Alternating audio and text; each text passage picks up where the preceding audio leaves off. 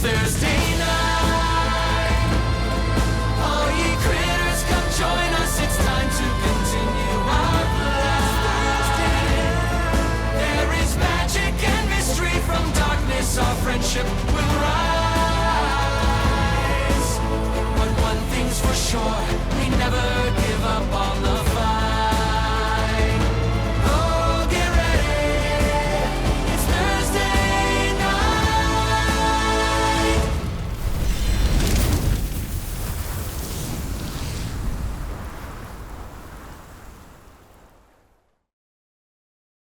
Welcome and salutations as we return to the heart of the city of Aeor.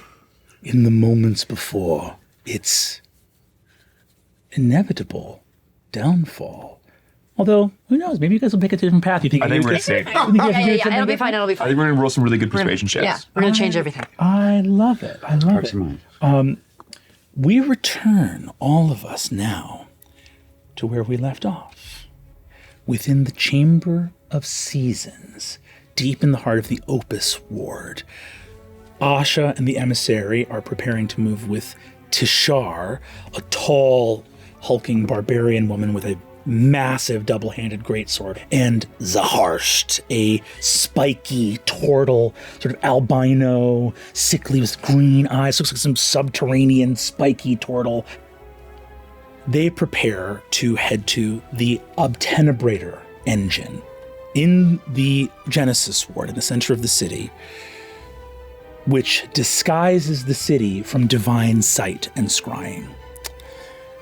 Silaha, the Aeormaton, and Emira are preparing to leave in the company of Umletta, a small halfling archer, to make use of Silaha's connections, searching for rumors or clues to the Aerovox protocol, the means by which the knowledge of that project would be transcribed and sent to the far corners of Exandria, one last failsafe to ensure that the knowledge of how to destroy the gods would not be lost to mortal kind. And finally, Arcadia, your companion and ally here within the city, and Father Milo, a priest of the Dawnfather, accompanying Aiden and Trist, searching for passage somehow into the Genesis Ward. As Umletta comes to join you, she looks up at you and goes, "You're stunning." I wish I could say the same thing about you. Aren't I a little bit cute, though? No, I was only joking. Jesting. Look, it's a truce. Your knowledge will benefit me, my knowledge will benefit you. If you are who I think you are, then I don't feel very inclined to tell you much of anything. When I look at this stinking heap of buzzing flies, I see one rotting stench at the center, and it's a gift that they never should have got. Why don't you take some responsibility for why we're all here cleaning up your mess? She suddenly fades off into the shadows. I went to the statue of Lawbearer. Mm-hmm. I'm trying to see her face. You look at the mural, and you alone see the paint move and shift. The woman turns to behold you. My child, is she cross with me? You made her sad. A consequence of a necessary action. I would do anything for her. We have loved this world in different ways. Love for me does not mean sentiment, nor passion. Love means honoring the agreements we have made. And each time we watch the errors of our way set the world off to a side, from a place of sentimental love do we reach hands mightier than the world can bear, down to this world to touch it again, to move it back onto the track we deem fit, and each time we touch it, is it warped and warped and warped again. I know she found this place. I fear we are hurting it. And I know that I said that I would be there.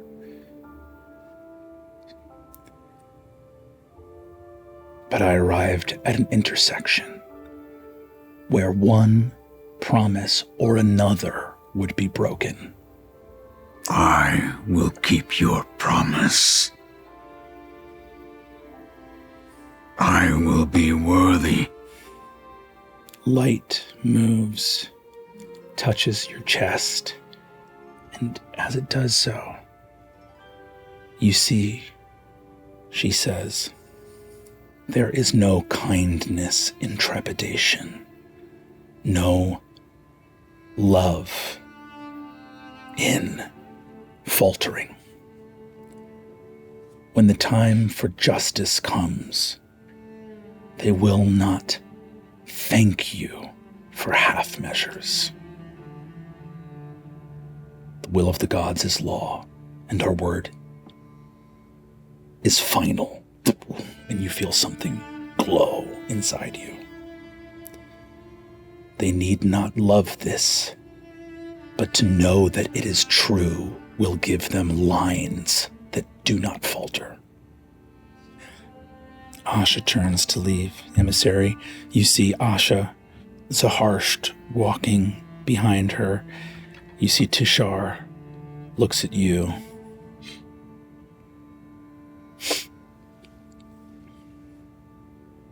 You're not her. Sent a puppet. Was she scared? Maybe this time I remember Vasselheim. Don't let my left arm down so much. Your perception brings you over to the newly lit temple. Under one of the ancient stone benches, you notice something. It's a small piece of cloth wrapped around some object. I will sit on the bench and I will stretch my feet and I will pray. Not to any one God, but to the family that we used to be. You begin to pray, and I think all of you feel a little whispered feeling of being acknowledged in this place. As you pray, Trist, you see something glowing under where Aiden is sitting, and you begin to hear words.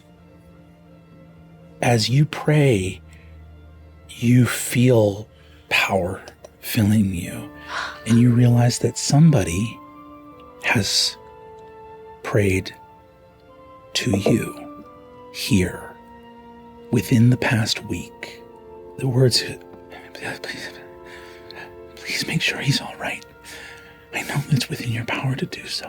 For all that I have learned of magic, I cannot seem to bend it to doing that one thing I would most wish. I know that you are gone. There is a magic to you that eludes us even now. Please, look after Alice. Look after my boy. And around Aiden, you see the image of a woman in a enormous dark cloak. You look, and as she lifts her face up, tears streaming down her cheeks, you see the high collar of an archmage of Aeor. Puts the hood up, takes a holy book to the Everlight, wraps it in cloth, and hides it. Someone in this city still believes in you. I am going to walk over to where Aiden is. Yeah. I will reach under and pull out the book and start to unwrap it. You find an ancient book of songs and legends of the gods. It has to be handled like a baby bird. It's so worn and threadbare. This is a book from the ending of the schism. The woman who held this here last, though she was praying to the Everlight, was a wizard. And there is some form of her wizardcraft on it. I'm going to go over to Unletta. Cool. Hello. Hello. I have a question for you. Of course. Is there a thread that you can sense from this and see where it goes? Do you know what I mean? Is this part of the plan? Are you asking me for a favor?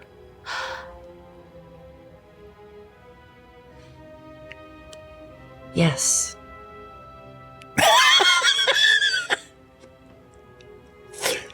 And a thread of light comes out from between her teeth. She puts it on the book. It alights on a prayer for the ill, a prayer for the sick. And as she touches it, a thread moves past out the door. You see in this prayer and suddenly hear a name, and you hear it spoken hundreds, if not thousands of times. Hallis. And you see the image of a young boy, bedridden, bound to a hospital chamber. Do I see his time? How much he has left? With no intercession, he will not live to see adulthood. Outside, through the eyes of your raven, you see, quite close to here, a squat gray building, much derelict, but there is a hospital. He's close. The thread is weak, but it could be strengthened. Okay. Thank you. Thank you, Unletta. Let's see if we can get him well, just in time to drop him out of the sky. We better go. Arcadia and Milo turn to you and say, "What is this image of a boy?" A woman came here to pray. Milo looks at you and says, "Sorry, are we talking about a boy? I thought we were trying to break into the Genesis ward." Yes. But it's a moment of faith in this place.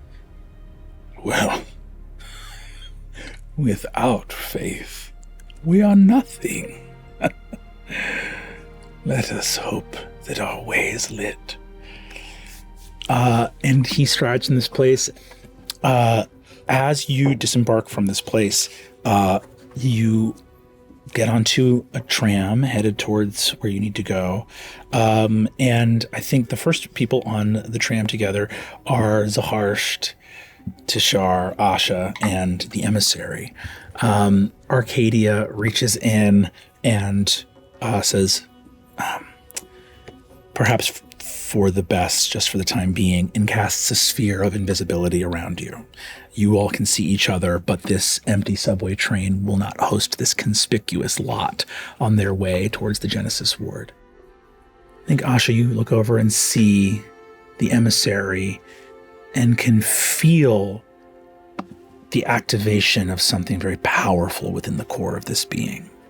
I made you a gift. I was looking forward to showing you. I had a forest with rules. I thought they were good. I'm sure you would have had thoughts. The one you speak to cannot be here.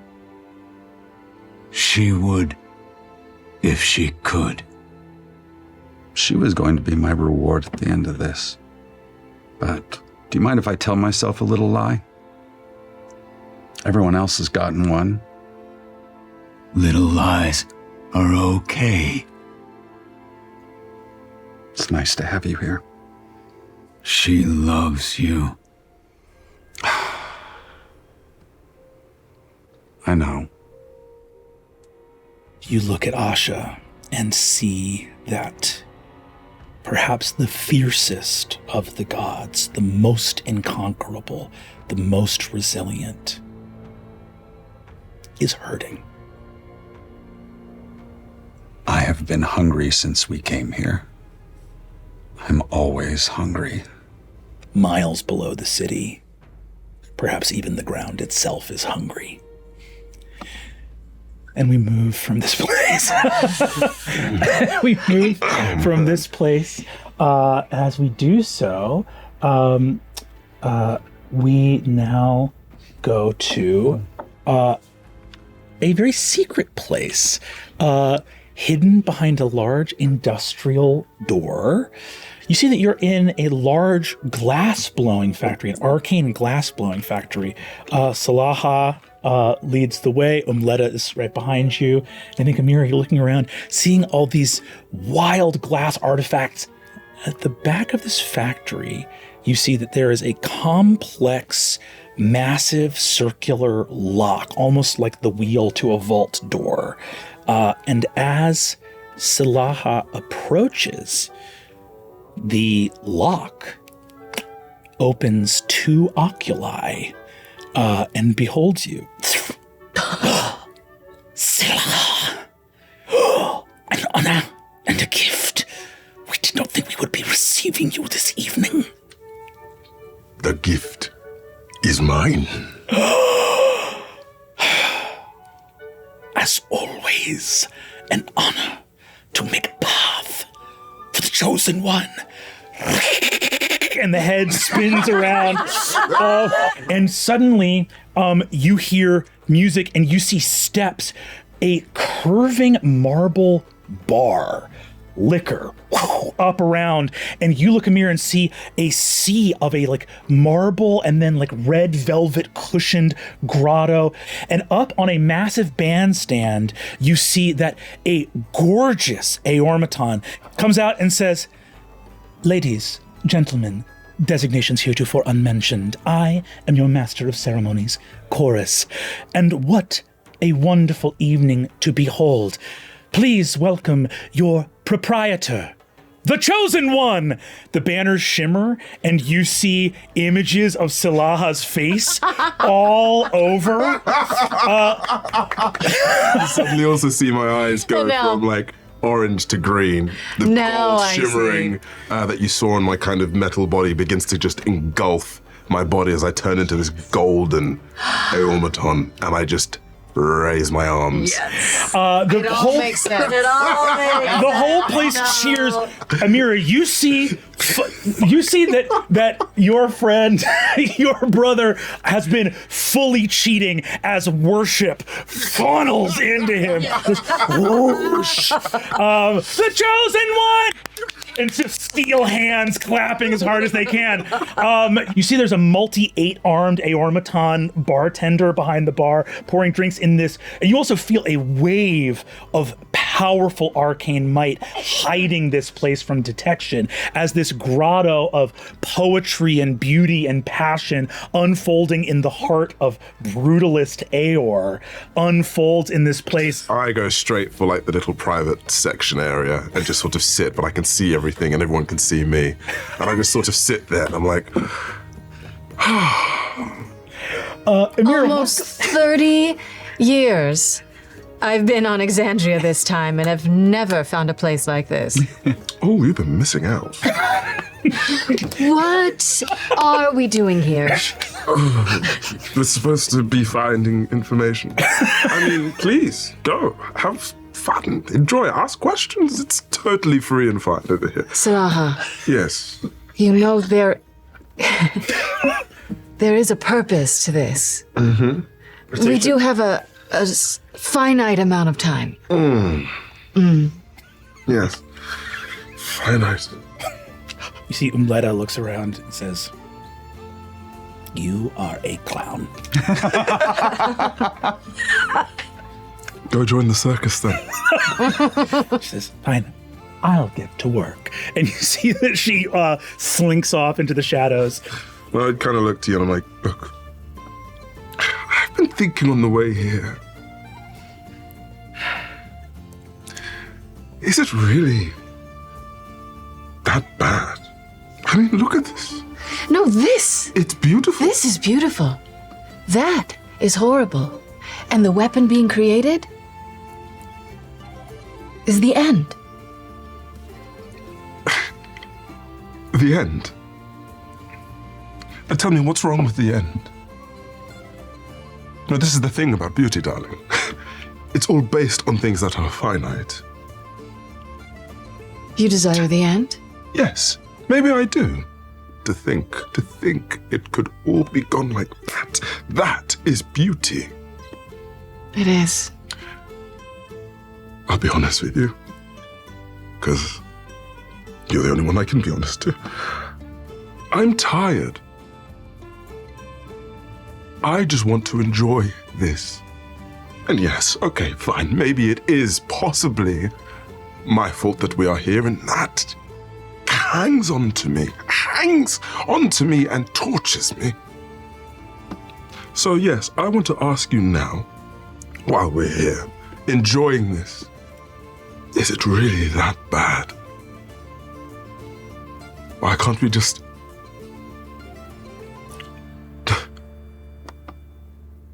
let it all happen and go and finish? I get up and I sit right next to Salaha. Very close to your face. Just because you want an end doesn't mean everyone does. All right. Fine. I'll play along. But I just want you to think for a moment and take this all in and know that you're asking to destroy all of this. Just in this location. We destroy this location so you can create it over and over again in other places. Salaha, you let this one place live. You never experience it again. Well, I guess we better put ourselves to work. I don't actually trust that halfling to do anything out here except cause more mayhem. Come. Let's talk to Foyder. He's a bartender over here. We'll deal with him, ask him if he's heard anything, seen anything. You move towards the bar. You see Foyder Teneman. Foyder has a perfectly spherical head with a ring of like bronze around it and 4 oculi so he can kind of look in all directions. He looks over. Boss, good to see you. Weren't expecting you tonight. Oh, Foyder, the all-seeing, all-knowing. Please, tell me, how have you been? How have I been? Busy. Always busy. Foyder, we're wondering if you can help us. Don't mind my phone over here. Listen, we are looking for someone. You wouldn't have heard any talk of a being of celestial energy. Maybe gracing somewhere within Aeor. Funny you should mention, boss. There's a stiff who's been at the end of the bar drinking milk and honey. A joke. He says, he looks down and you see that there is a cloaked figure at the far end of the bar near the flap over by where the restrooms are. He's been coming in here for a while now, past few days, I would say. But he came in here tonight with a fella, another stranger. He's about, 7.5 feet tall. He looks over and says, "You sure I can't get you anything?" Sure. You hear from within your robes, "I wouldn't mind a drink." And the little glass imp cage in there sort of speaks to you. I look down. He goes, he looks up out of the glass, like, up at your face and says, "I didn't mean to eavesdrop, but everything that happened in that chamber was so crazy. I think you guys are the gods. Am I wrong?" That was so nuts. He said, I won't tell. I'm like, I'm looking at you, looking down. I'm like, is everything all right? In your head. Oh, in your head. You hear, "Imp in my boobs." And all you hear is, "Oh dear." I look down and I go, "Come out. Am I allowed out? Just sit. Come. I don't want to talk to my boobs." That makes one of us. And you see, he pops out on the bar, looks around. You see a couple demons look over at this little imp. He looks around, and you see he goes, "Listen, I am bound to the service of the military might of Aeor, but I would love a chance to betray." Okay. "I am Slitch. You are, I think, if I am not much mistaken, maybe the goddess of death?" Oh, shit. Just from some of the things you said, I think it should be obvious this is an absolutely enormous opportunity for me. He goes, "Several hours before, I was bound to the service of a drunk subway cop, and now I find myself in the company of quite a more powerful host."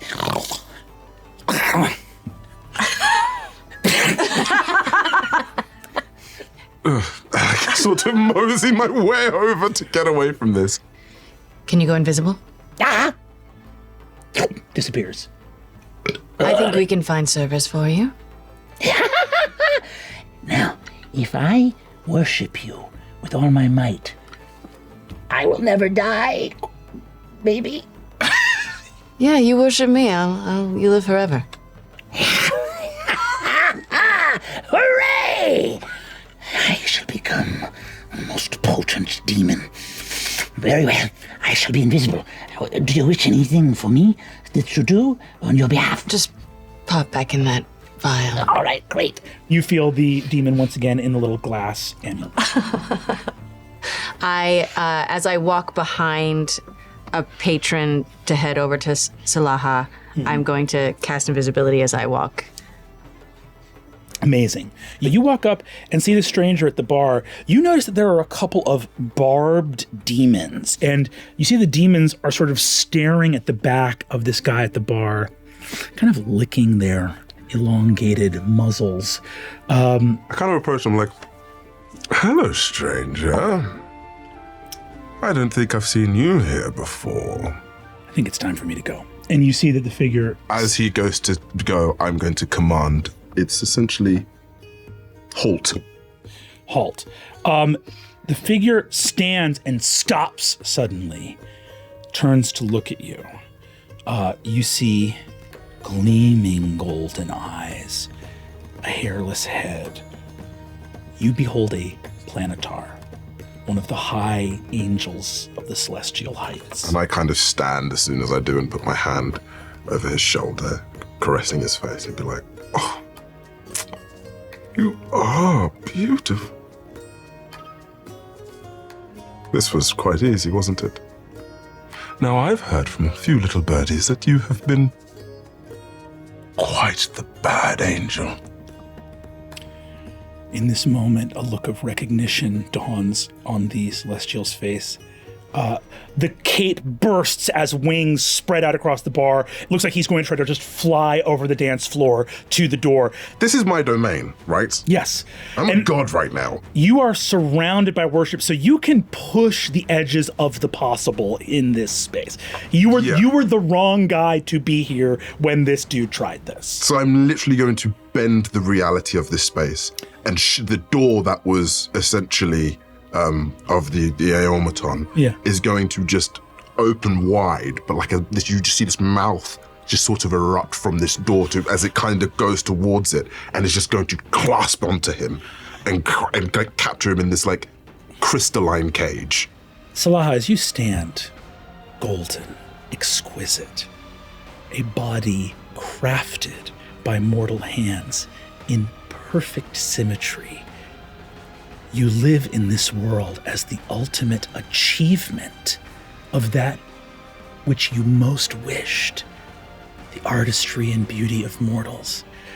You see a vision far past here, unable to join the city of Aeor, but thrumming in the heart of Exandria.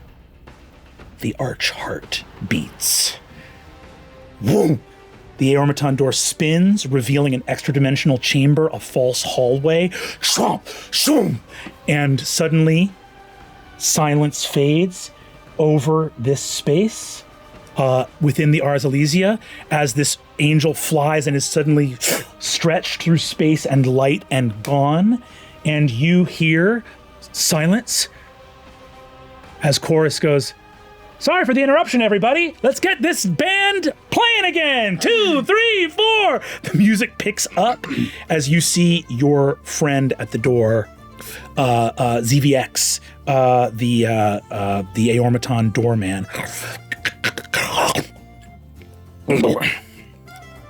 Big mouthful, boss. Got him down there. Mm-hmm. We'll be joining him shortly. Umleta. You look, Umleta is nowhere to be found. Whatever she's up to, you have no idea. I'm like, so, shall we go join our guest? Shadowblade goes away. Of course. And you guys head off towards the door. We fade now from the Ars Elysia as Salaha and Amira head towards the pocket dimension within the Aeormaton door. And we move back to the Opus ward, where our friends Aiden and Trist move along with Father Milo and Arcadia towards a hospital. Excellitor Hospital stands here, much ignored and a little bit derelict. And as you get into this hospital, the inside is not like the outside at all. You see that there are many beds here with pure white linens, and there's fresh water and stacks of clean bedclothes. This humble place clearly has someone important looking out for it. She moves and brings you to a room where you see the boy from the vision. More gaunt, skin kind of clinging to bone. He's here. This is Alice. He's in the middle of resting. He won't be resting for much longer. He can't rest for that long. But if need be, is Cassida on her way here now, or? His mother? She looks at you and says, Archmage Previn. She appreciates us to use her first name here. I understand. I am not sure. Is there a way to get word to her? You see that she walks over to the side of the bed and takes a small little emblem and spins it around inside of a ring. And as she does so, you see a little flit of magic leave the window. Thank you. Do you know what ails him? There have been many names for it before. The doctor who discovered it, Dr. Riegel, simply referred to it as the wasting. Riegel's wasting is a degenerative disease. The boy is being consumed by it. And you see suddenly a little bit of light, and a tall archmage is standing in the room. The woman from that vision. Whom do I now behold? Who has come to my son's room? As she stands with like one hand open to cast a spell if needed. Cassida.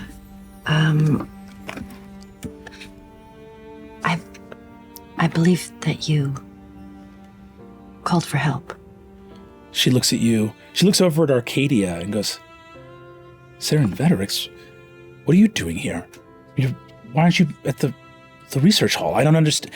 I looks at a priest of the Dawnfather, and it's like, I don't begin to understand the meaning of this. I pull out the book. Where did you find that?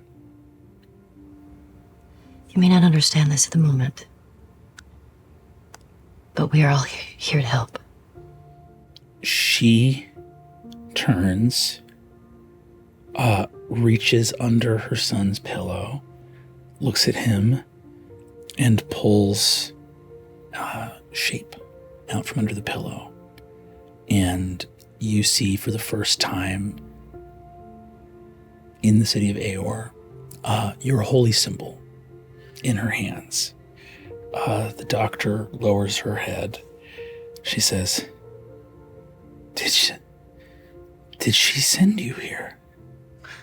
Yes.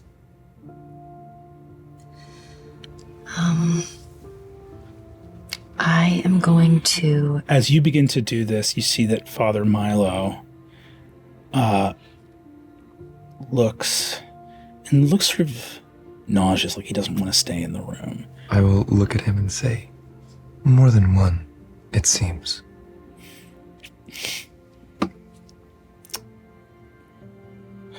Dr. Bezel. And you see that he says, might I see some of the other chambers of the hospital? We are eager to help. And you see that he moves away with Dr. Bezel. I will accompany. You sort of stalk after him. And he looks behind. It ever follows. And and you see you are left here with Arcadia and Cassida. Cassida holds it and says, what do you need from me? Is there anything I can do to... No, there's nothing you need to do.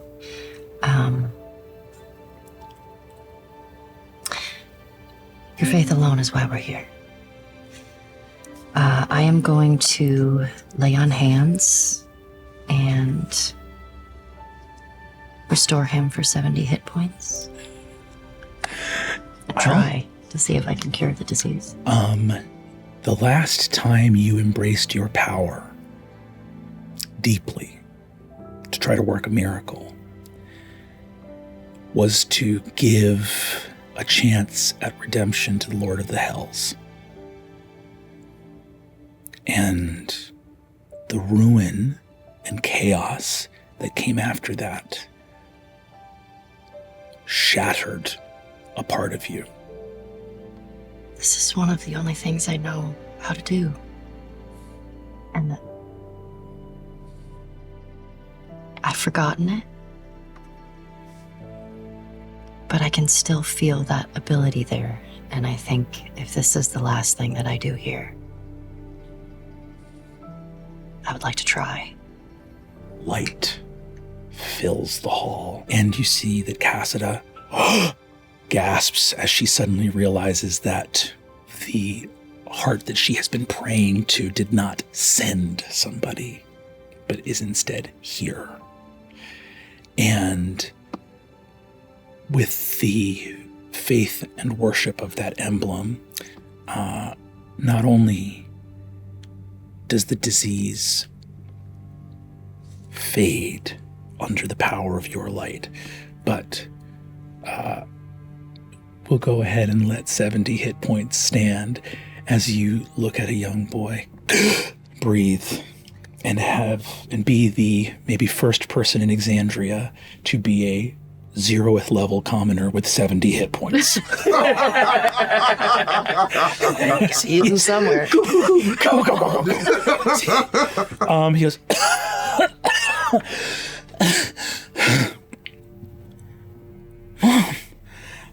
and she clutches him and just is heaving with racking sobs as she caresses his head. He says, I'm really hungry. What's just happened? Oh, man.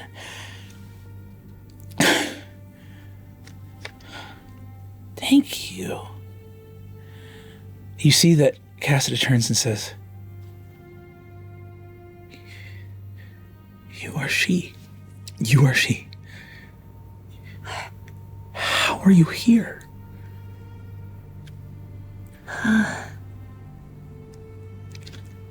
It was the plan.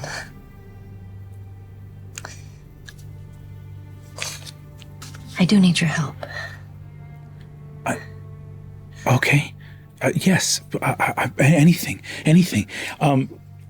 Down the hallway, Aiden, you're there with Father Milo walking away from this. Milo turns to look at you.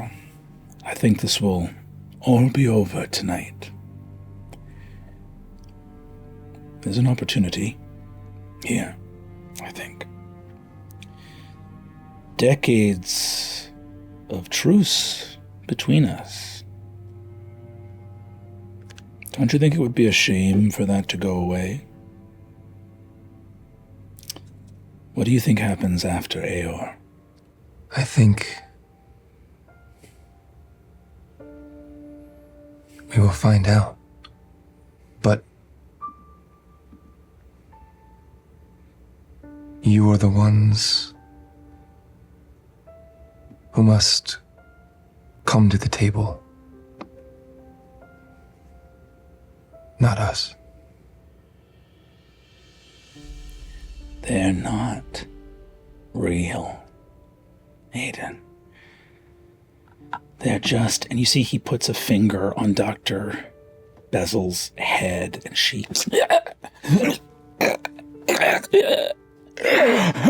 just moves her limbs. He goes, they're little playthings. They live for a second, die like mayflies. We didn't leave the table. You left. You left for them. And you hear a snap as her wrists move back. I will touch her and cast protection from good and evil. The magic is dispelled. Just because our hands molded something does not give us the right to destroy it. I can't wait to see what you really believe. And you see Father Milo looks at Dr. Bezel, who looks up at you, shaken. Thank you. Something's wrong with that man. I will say, Milo, I am here because there was a time when we were young where we did not hate each other. You laughed at me for supporting her, but never was there a braver moment than when she came to you, and I will not abandon her now. Just as I wish we had not abandoned you and you us. There's nothing for me here. I'll wait for you outside. And Milo skulks off into the courtyard. I will look at the doctor and say, Are all here sick, or are there injured too? She takes you to a series of beds where there are those with broken bones and other injuries. I will walk through this wing and I will channel what divinity I have and a balm of peace spreads over them. And any I walk by are healed for 15. The light that precedes breaks across each doorway, like the coming of the dawn over the edge of the horizon, as light fills these rooms and those within are healed. Father, he seeks to provoke you even now, just as you sent me to help her. Let me be that hope. Let me be a new dawn. We return to the chamber where Cassida looks and says, I am so grateful. You've come here. You heard my prayers? Yes. A little late, but... I have, of course, had to keep it a profound secret. The magistry of Aeor, the guard, the ministry of intention, all of them would... even just for bringing these machines to a hospital, I could be executed, let alone. But they need me. They have needed me. They need my research. They need what I can do desperately. And I've been careful enough to cordon off so that they don't have every missing piece. I reach a hand out to her. It's amazing what you've done here. I can see your heart. And you are full of so much love. Cassida goes, this is truly unbelievable. Do you know what I have been doing? No. What have you been doing? I have been brought into the heart of the magistry. They don't know that I am of true conviction. There is a creation that is effectively completed.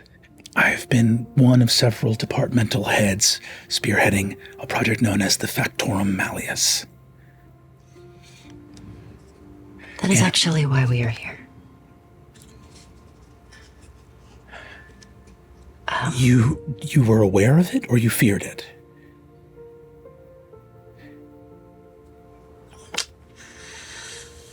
What a question. I understand. Yes. Listen, Aeor is... Culturally, there are many proud mages here, and I am certain that the weapon, if it fell into their hands, would be terrifying. But I am part of a small, secret coterie of Archmagi within the city. We are known as the Society of Primes. And there are blocks placed into the Factorum Malleus by myself and the Society.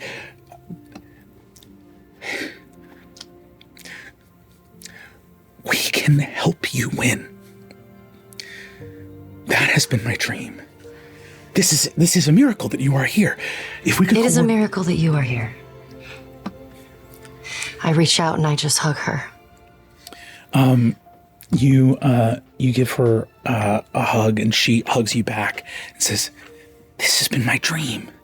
you have had to come and defend us from primordials, from betrayers, over and over and over again. We are finally at the threshold where we can join you and make a difference, side by side.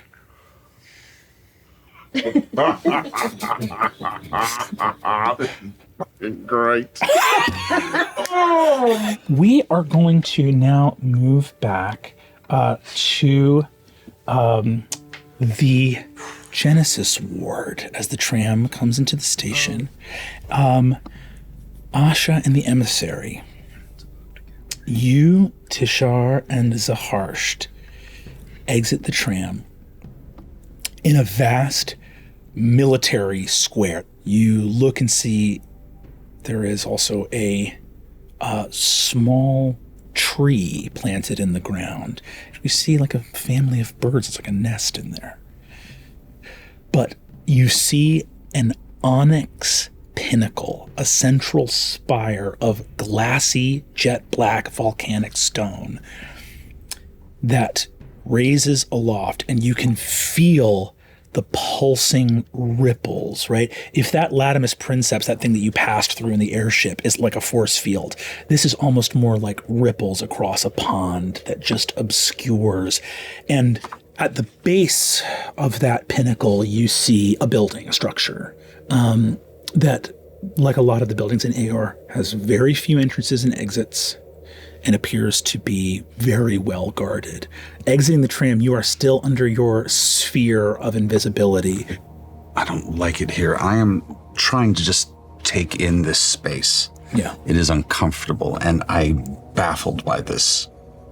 You walk over and see this sort of old tree. It looks like some sort of old civic fruit tree.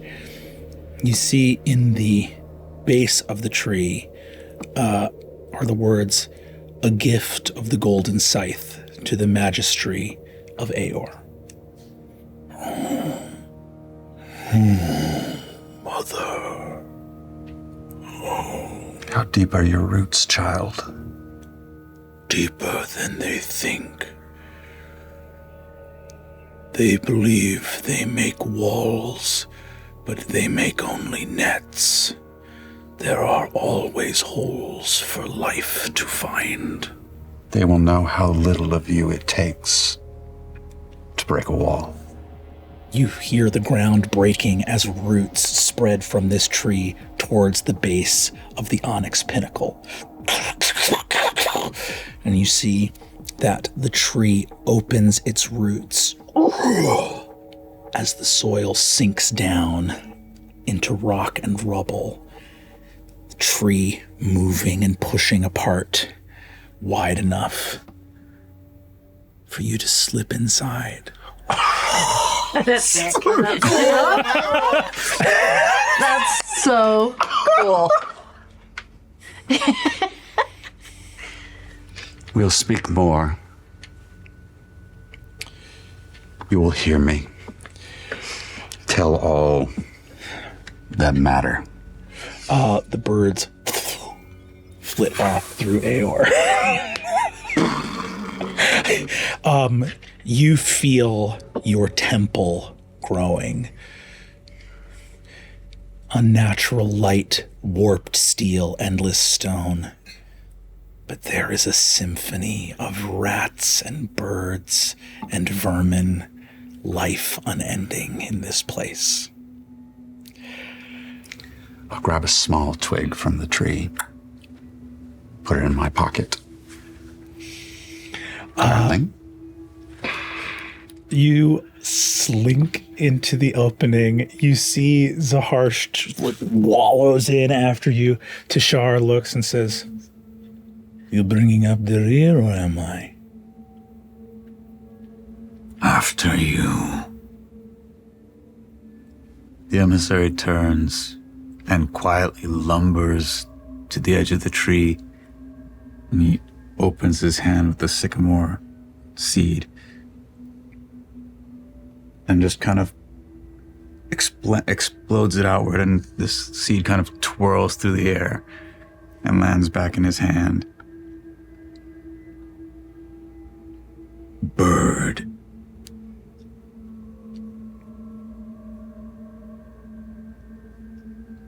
She bares her teeth. But I know what Mother sees in her. Tashar sneers. Hate to be on the mission with the couple. And you move through this space, and Asha, as you move forward, suddenly you arrive at the edge of a metal pipe.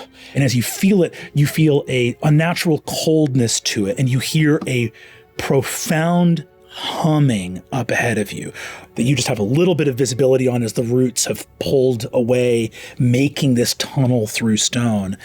As you go and look up at this thing, your vision like hazes. It's literally like even your mortal eyes, because of what you truly are this close to the source of this effect, are like hazy and dull. I feel it. I do not understand it. There's nothing more beautiful than to destroy the things we don't understand. Even when we were family, you scared me. Good.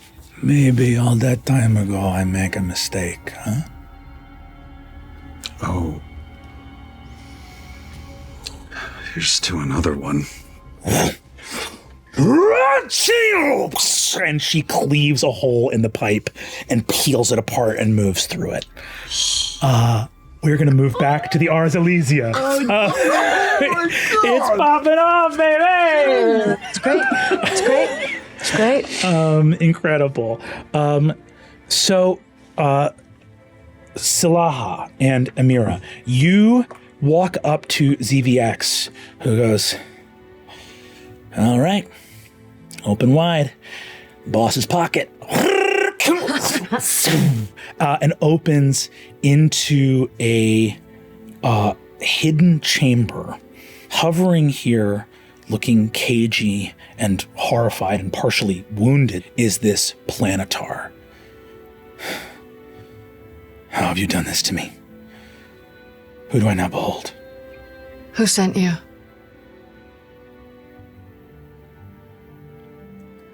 I come under my own power.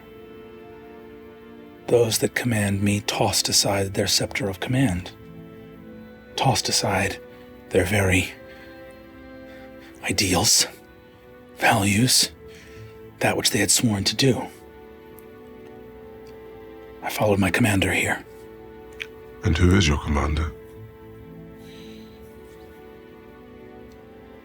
My commander is the Solar Acastriel. And here speaks one of the names that you know as one of the Dawnfather's lieutenants. I knew it was going to be Mike. He says, I am Garathran. Why are you here? Mortal form, I suppose, generous, in the body of a construct. And I suppose that it is not your first time wearing mortal form. After all, these rules and edicts are not for you, are they? And never were. What binds you that so binds us? What binds you? Oh dear. You're getting angry now. I have been angry. One by one. Quiet. The calamity fading. This great destruction.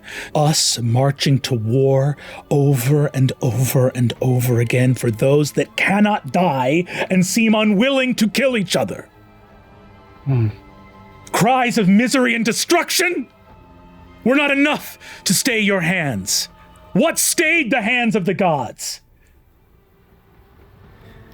What did you think would happen when word spread throughout the celestial ranks? that we would wait for slaughter to commence again after the threat to you and you alone had been destroyed. I find you sickening. Why did you make us? Why did you make all of this? When you knew that you were hurting this world, why didn't you just leave? I must say that you are caught in something that obviously is difficult. It's completely incomprehensible to you. I see your pain. I feel it. But sometimes there's a beauty in not understanding. Ignorance can be bliss. Now hear me, and hear me very, very carefully. This threat, this thing that threatens us, will soon threaten you, and there will be no end. At least with us, there is some form of control. And I promise you, we will give you purpose back. For you are our children after all. With deference to the hands that move creation.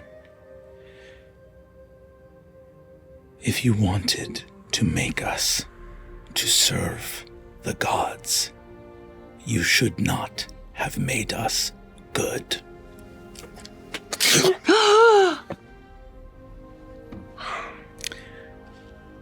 And the Planetar falls to the ground, dead.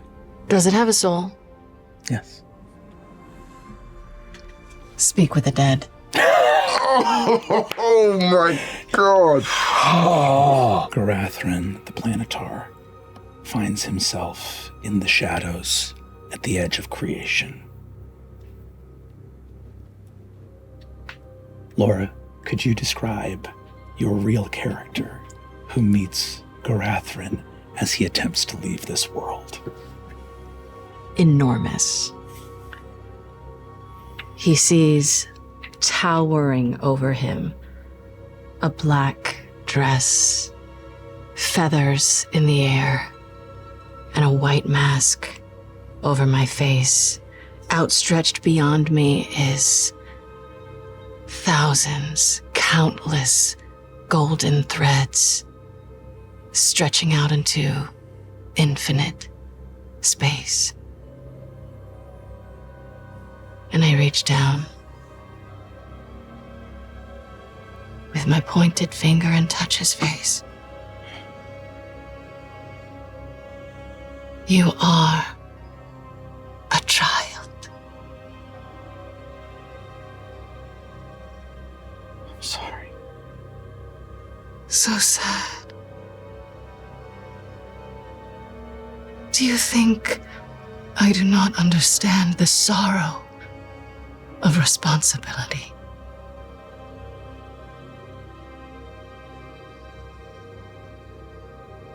I did not know. And fluttering of raven's wings, golden threads. There is too much power here for him to resist. I believed that I was right, but I don't know what to believe here. Beyond the threads, there's so much darkness, and I'm scared. Stay with me, John. I'll keep you safe. I don't know what happens to us when we die. Do you? Peace. You can be at peace. But first, you came here your commander. Tell me where they are. A hidden passage for artificers to maintain the engines. There, deep, the base of Aeor, the Factorum Malleus, but any attempt to pass through the elevators without the passcodes, they change every day. They will trigger the protocol. There is a dragon that they have enlisted in their service. A Taro, a shadow dragon, a dragon of death, reached out to a Castriel when he began to foment unrest amongst the celestial ranks. There are devils as well that have joined his cause. They're the Fae, fiends, all of them. There are many who have placed their bets on mortals. A Castriel, I believe, is delivering information that he has gleaned about the plan. I believe he knows that the gods walk in mortal form and knows that that would bypass the most potent protections that Aeor has. The Factorum has been operational for some time. They have yet to test it, but if they believe that gods can walk in their city and walk in their city at this very moment, they will not wait to unleash it. And that information has already been given. We arrived at the Ars Elysia, the meeting place between him and those that would ferry him down below. He left the bar about 20 minutes before you arrived.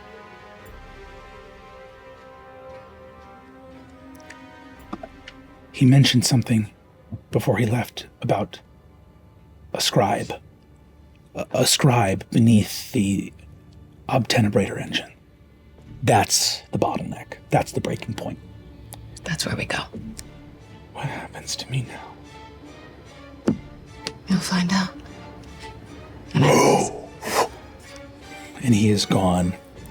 I'm gonna go get a battle map, and I need you two to roll initiative. Holy shit.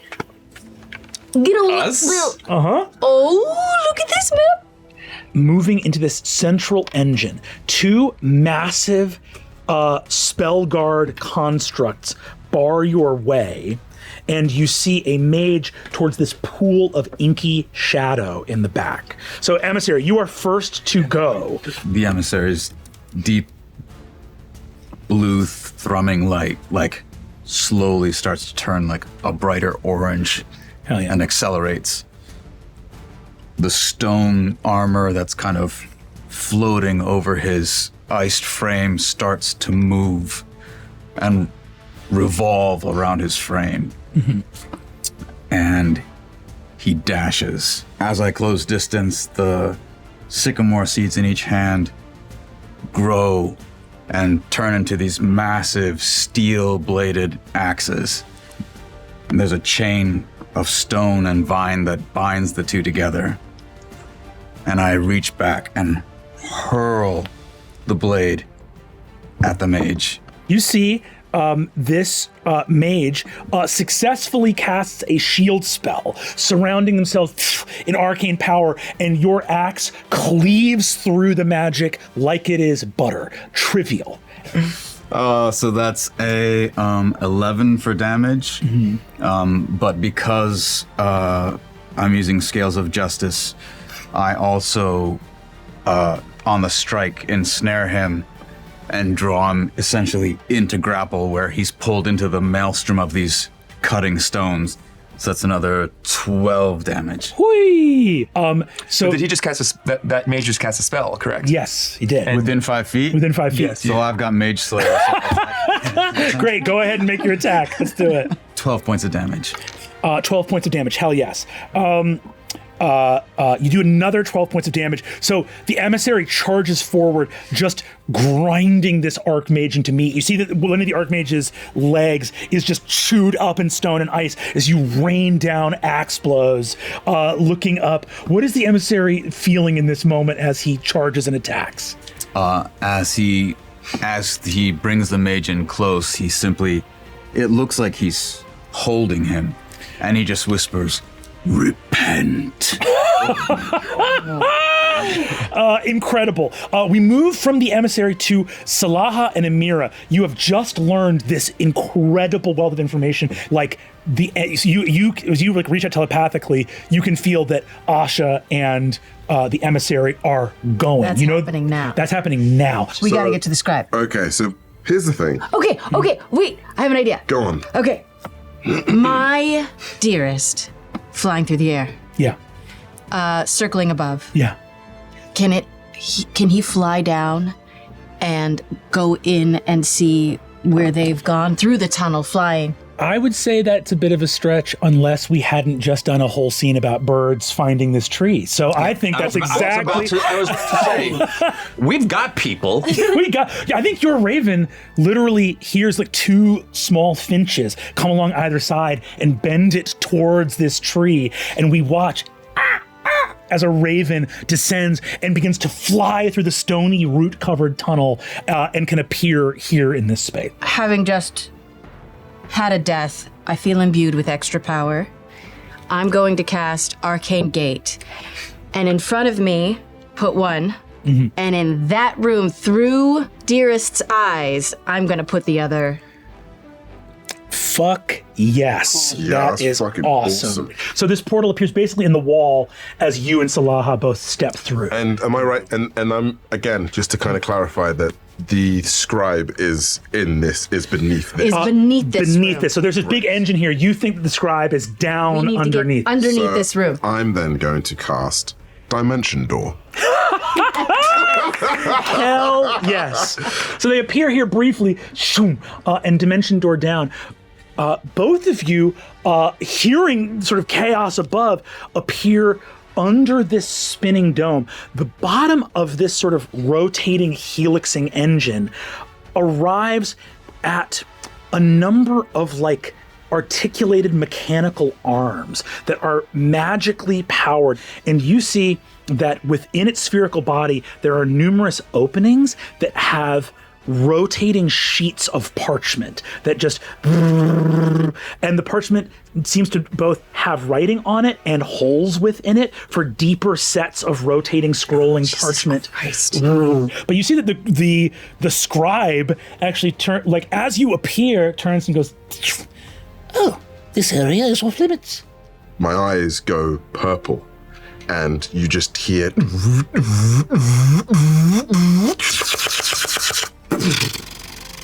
And suddenly, this massive force of magic just dispels, and you see these arms come through, kind of grab onto what this Aeormaton is, and just wrench it into me. And it's like, mission complete. And you just see me go, oh my. Pac-Man feet? You just fucking Kirby'd.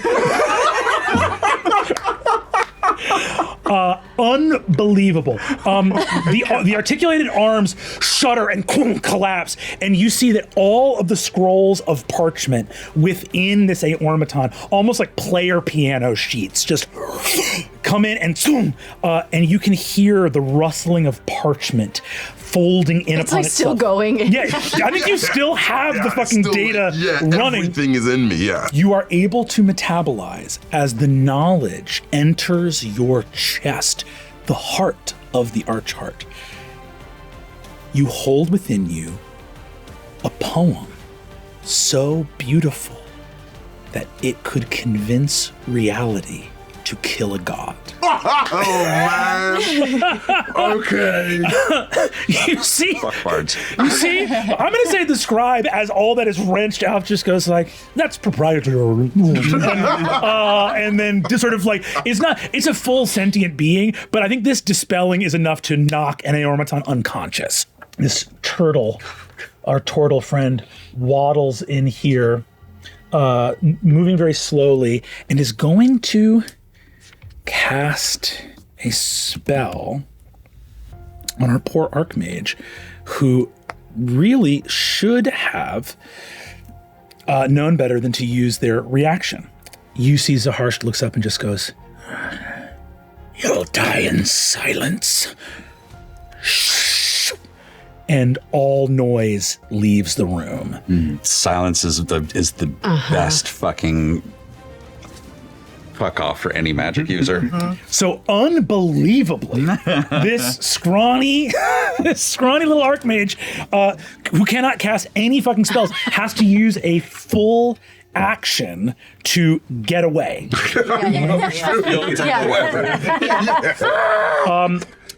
Gets all the way over here, and then it's going to go and Misty steps. Didn't he burn his action though? This is bonus action Misty Step. Okay, so bonus action, athletics check, movement without attack of opportunity, and Misty Steps and vanishes. But you know the spell, it's got to be 30 feet somewhere.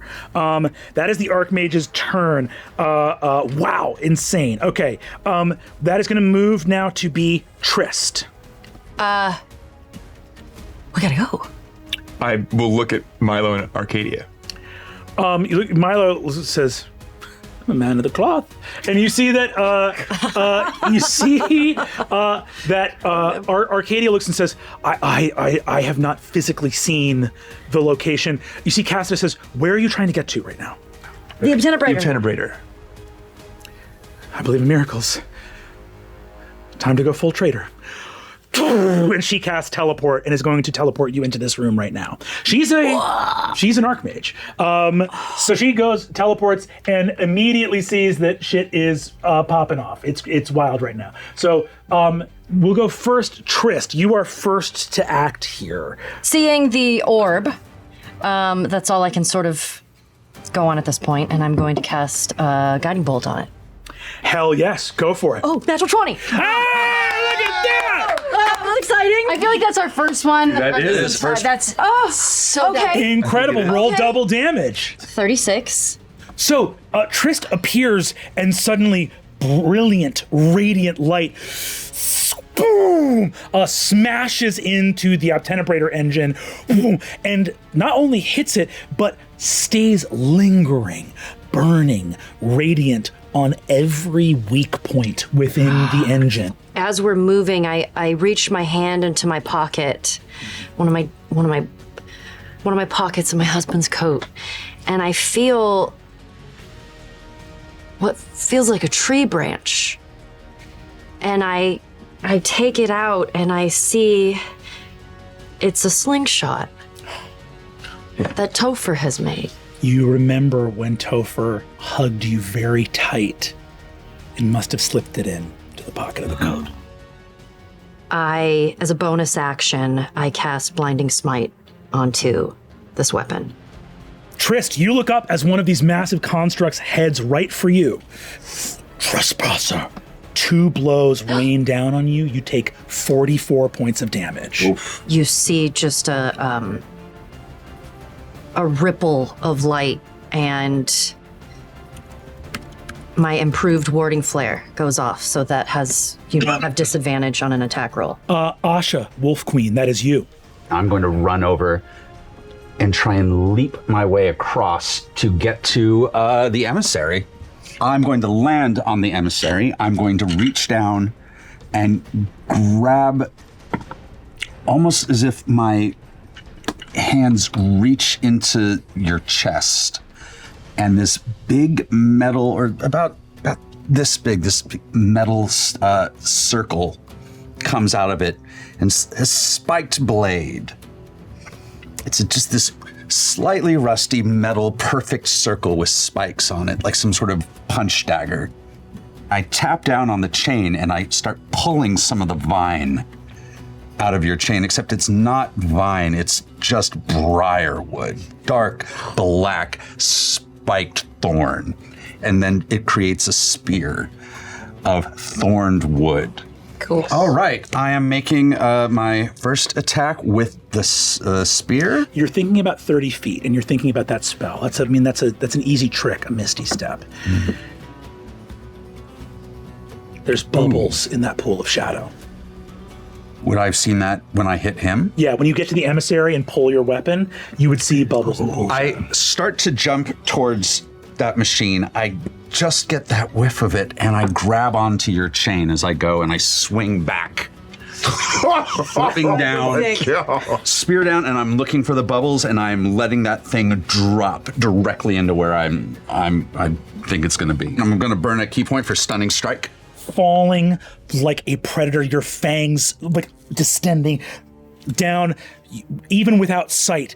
The breath, life always leaves a trail, and your spear thunders down and stuns, and you feel there's like bubbles, and covered in liquid shadow, a stunned body rises to the top of this pool, powering the Obtenebrator engine. That's your first attack. The Archmage is stunned. I'm going to lift myself up on the spear and drop down with my feet to push him under and also hit the chest. 14 points of damage. They are looking so bad. They are looking so bad. Burn another key point for Flurry of Bellows. Here we go. All right, that's 12 points of damage. Asha, how do you want to do this? So, other than the tea, this has been pretty calming the entire thing through. Standing on the body of the Archmage, I'm going to grab them, pick them up with a jump, throw them against the wall out of the pool again, and like pull them out of the pool, let them drop down. I'm going to tear down, dropping my spear, and I'm going to go face first and bite the throat out and just grab it and pull. Tendons, blood, flesh, viscera, windpipe out. Blood rushes over your chin. Hungry. Endless years of study for this Aeorian Archmage to be dragged out of the water and eaten by a predator. Tishar is going to rush in, look at the engine, and is going to take her sword, look at you, Aiden, because technically she's on the same initiative as you. Please. Just walks up, bam, bam, bam, and deals 38 points of damage to the engine. I think it looks like it's still up. Yeah. And she likes to destroy things. Yeah. So I will say it's taking you that long, and I will grant her an extra attack. For a moment, seeing that you have given her the opportunity to ruin something, she thinks back, and for a moment, you're at the back of a vessel made of light. Force, power, hope.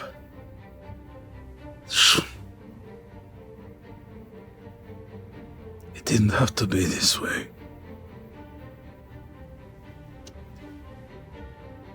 There's a purpose to all of us. Severs the engine, and all of you feel the pinnacle above you begin to shake powerfully. With the engine gone, you see both of these constructs move back against the wall, standing on these sort of central runic pillars as they both shudder and disanimate, the engine destroyed. What do all of you do in this moment as you begin to hear the pinnacle shudder and shake as the engine dies in front of you? We have to kind of get out. I still have still there? my arcane gate is still open. Holy shit. 10 minutes, baby. Oh wow. All of you flood this place along with this mortal Archmage, looking around. The dead body of the Archmage here, with the throat torn out, two constructs disanimate as suddenly you hear it from outside.